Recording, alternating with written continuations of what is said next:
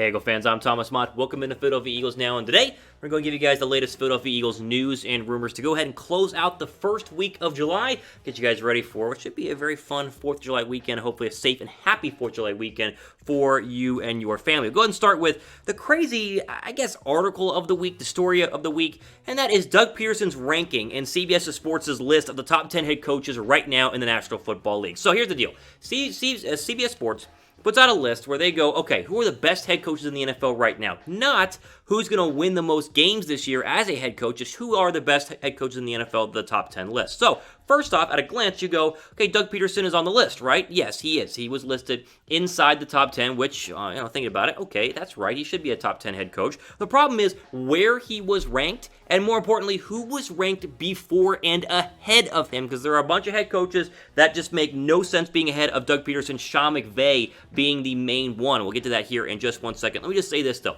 This list makes absolutely zero sense. It makes no sense whatsoever, and I do not understand how the CBS Sports writer was able to come up with the list. Now, his first 5 head coaches do make sense. We'll show you those right now. He has Belichick 1, Reed 2, John Harbaugh's 3, Sean Payton as 4, and Kyle Shanahan as 5. The only one on this list that I would maybe disagree with is Kyle Shanahan, because it's a little too early for me to go ahead and declare Kyle Shanahan the 5th best head coach in the NFL, despite the fact he's been very successful and has proven to be a very good offensive-minded head coach up to this point in his tenure in San Francisco. I would have put Pete Carroll there at 5 and slid Shanahan back a little bit, but listen, I still would have left Kyle Shanahan at number 5. But again, you can't debate Belichick being the best head coach in the NFL. I think Andy Reid, again, in the Super Bowl last year, is number 2. Harbaugh has gone from Flacco, obviously, to a running quarterback in Lamar Jackson, has been very successful. And Sean Payton, despite the fact that a lot of people don't like him as a person, overall would say, yeah, he's been pretty successful, even though he's lost a lot of playoff games over the last couple of years. Here's where the list gets dumb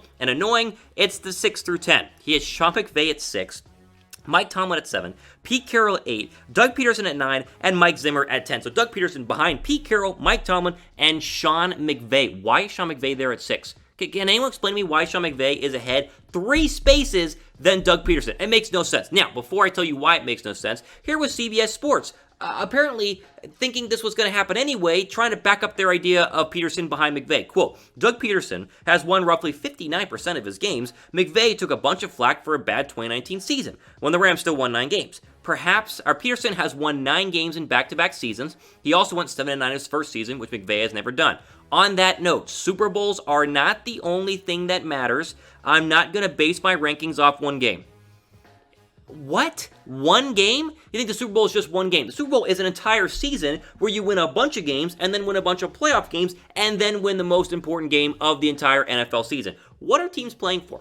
Are they playing for winning percentages? Are they playing for random Week 7 wins? Or are they playing for a Vince Lombardi Super Bowl trophy? Because last time I checked, that's what I want my team to play for. That's what I want my team to win at the end of the year. Okay, Sean McVay has a 10% better win percentage during his first couple seasons with the Rams. Okay, that means Sean McVay again has won more random regular season games. Pederson has way more playoff games. He's won both head-to-head matchups, both on the road, and both with injured quarterbacks. Nick Foles late in that 2017 win, and then obviously Nick Foles in the entire 2018 win on the road. So he's outcoached Sean McVay.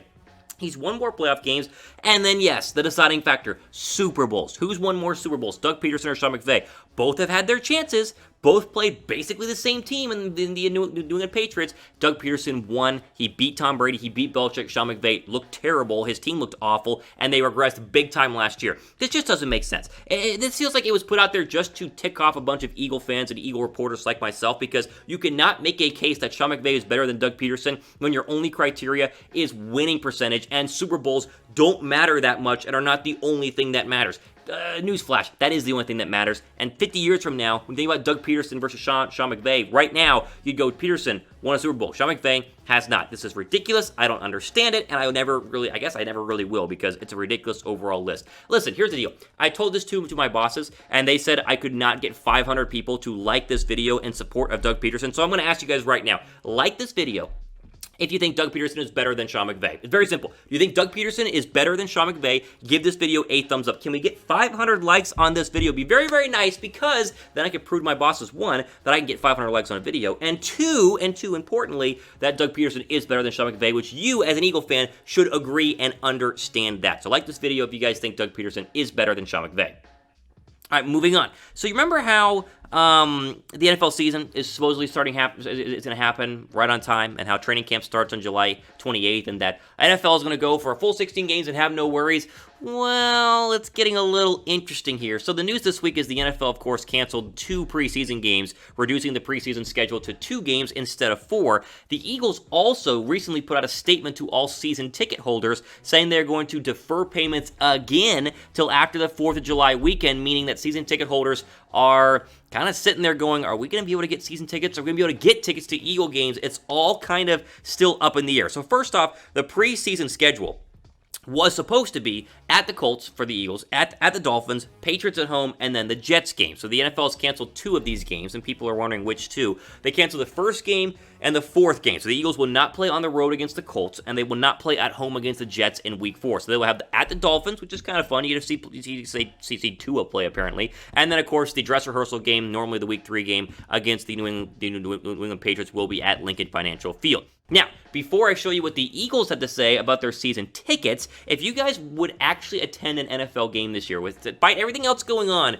I'm curious if you guys actually would. Type Y down below for yes, type N down below for no. There's a debate going on of would you go to an NFL game? Would you sign a COVID waiver to go to an NFL game? Would you not go? I'm curious if the Eagles would let you go and you could afford a ticket, because that's obviously a problem for some of us too. If you were given a ticket to an Eagles game this year, would you go? Type Y down below for yes, type N down below for no. Here's what the Eagles sent in an email to season ticket holders, quote, previously, you had deferred your 2020 season ticket payments to July 1st. We do not plan to process this payment as scheduled and will communicate additional information regarding the 2020 season following the 4th of July. So, season tickets, Eagles fans and stands, NFL fans and stands, the only answer is, I don't know. We'll see. I mean, it's an ever-going, ever-changing thing right now in the sporting world. But let me just say this, and I don't want to be a Debbie Downer, I don't want to be a glass-half-empty kind of guy, but I just wonder how they're going to get through an entire 16-game season, despite the fact that the majority of NFL players with the health that they're in right now would be fine if they contracted it. There still seems to be what happens if Carson Wentz gets it, or what happens if Tom Brady gets it? Are we going to be able to really get through a 16-game season?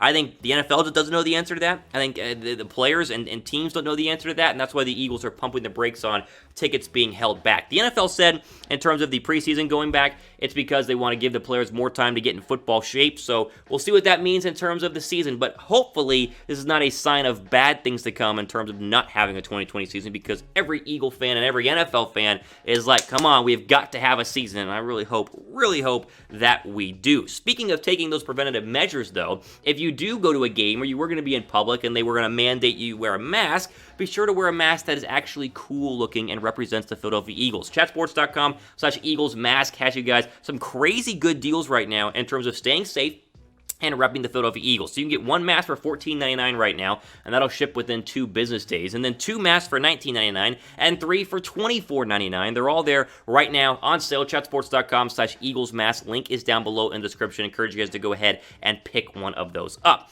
Final bit of news this week regarding the Philadelphia Eagles.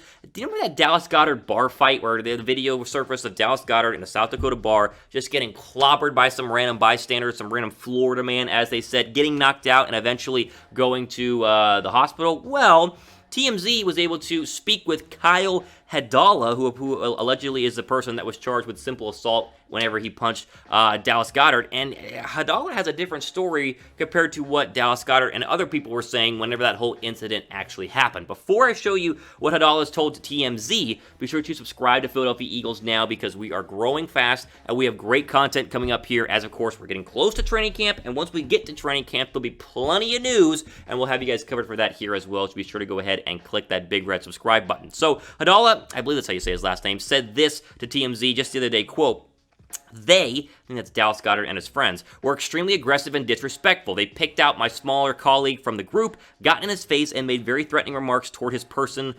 well-being. Then one of his crew told my other colleague, and I quote, 'You're just a fat blank, I'll beat the blank out of you.'"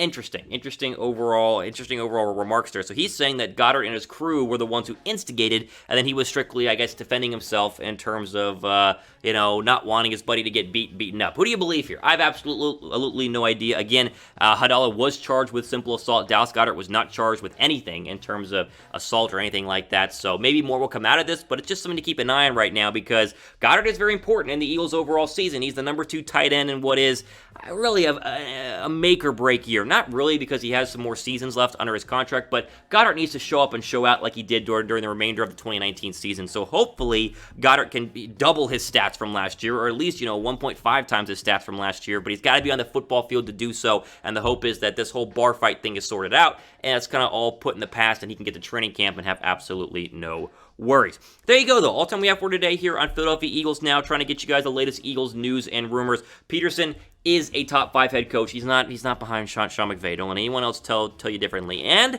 preseason cut short.